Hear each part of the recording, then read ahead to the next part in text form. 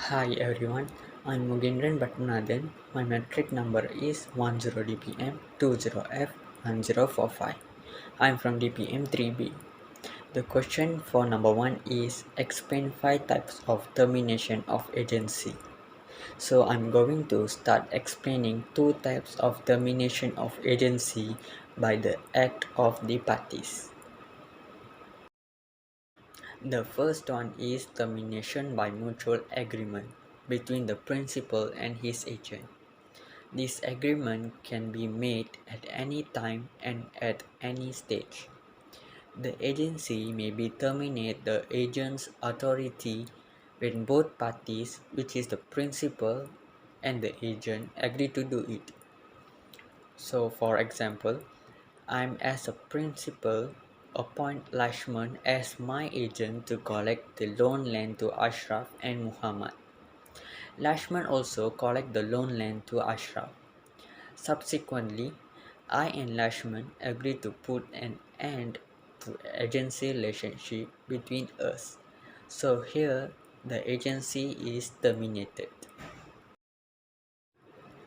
Second is termination through revocation by the principal, which means the principal has revoked his agent's authority before the agent has used it to bind the principal. For example, I appoint Lashman as my agent to purchase certain goods. I may revoke Lashman's authority at any time before he purchases the goods. So this is how the agency termination applied by the act of the parties. Hi, my name is Lakshminaya Laki Balasubramanian. My matrix number is 10DPM20F1012 and I'm from DPM3B. So I'm going to explain the balanced three types of termination of agency by operation of law. So the third one will be death of principal or agent. The agency is terminated when the agent or principal dies. On the death of either parties, the agency is automatically terminated because a person cannot act on behalf of an non-existent person. Thus, where a client dies, his pleader's authority also terminates. The fourth one is insanity or mental disability of principal or agent. The agency is terminated when the agent or principal becomes insane or mentally disabled. When either the principal or the agent becomes insane or mentally disabled, the relationship between them comes to an end because a person who has mental disability cannot contract. And lastly, the final one will be expiry of time. When an agency is created for a particular period of time, it comes to an end on the expiry of that period, even if the work is not completed. Thank you very much. Assalamualaikum. Hi, my name is Muhammad Ashraf bin Makruzi and my metric number is 10DPM20F1026. Question 2. Azhar, who is a owner of a biscuit manufacturing company, had always ordered Swan Types A quality from the dealer. The folder flow was ordered the same flow as previous contract. Azhar was surprised when the biscuit baked by his employee was up to the quality as previously baked biscuit. After a brief investigation, Azhar found out the flour supplier did not meet the quality as the usual brand. Advised Azhar under Sales of Good Act 1957. Question 1. Recognize an issue.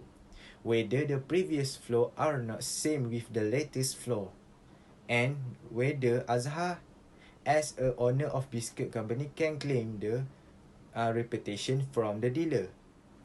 Number 2, elaborate a suitable previous. Section 16, subsection 1B, where goods are bought by description from a seller who deals in the goods of the description whether he is the manufacturer or producer or not, there is an implied condition that the goods should be of merchantable quality. Provide that if the buyer has examined the goods, there should be not implied condition as regarding the fact which such examining ought to have revealed. Based on the case, the dealer not give the merchantable quality flow to the Azhar, so it affect the quality of biscuit made by Azhar's company. And the dealer should give the quality flow the same flow as a previous from the contract. Assalamualaikum and hi, my name is Muhammad bin Muhammad Indrus. My metric number is 10 DPM30073. So I will continue with answering the next question. So the third question is apply the suitable case law. The case is Duet far as PTE LDT versus Pacific Navigation Co. Ltd. So the explanation is P is a ship engine and spare part manufacturer and supplier.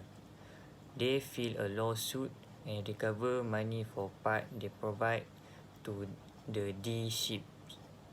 The D ship state that the item provided was substandard and caused significant damage to his ship's engine. The D additionally state that the components provided were not compatible with their ship engine and were unmerchantable condition. The court determined that the D depended on the P to supply the component for their ship engines and that the item provided should be of merchantable quality. So the next question will be the last question to construct the conclusion based on the question. So from this case, it can be shown that the seller must to make sure that the good should be the merchantable quality. The seller must give the good same as the previous contract. Based on SOGA Act 1957, if the seller not give the goods with the merchantable quality, they may be involved in a legal action. Then, the buyer can claim if the goods are not the same as the previous contract, and the buyer can make a report if the seller not take any action.